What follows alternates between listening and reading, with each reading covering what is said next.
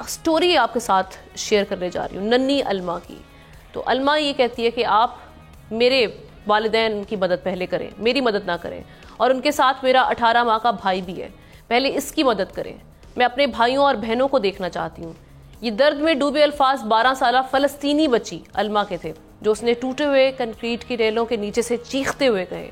लेकिन rescue team पहले अलमा तक पहुंच गई और उसे बाहर निकालने में कामयाब हो गई, मगर बदकिस्मती से उसके वालिदैन और बहन भाई नहीं बच सके।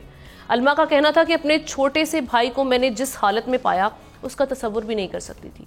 वो सिर्फ 18 माह का था, उसका कसूर क्या था जो उसे इस जंग में शहीद कर दिया गया। तो नाजरीन, ये गजा की किसी एक घर की नहीं, ये तकरीबन हर घर की यही कहानी है।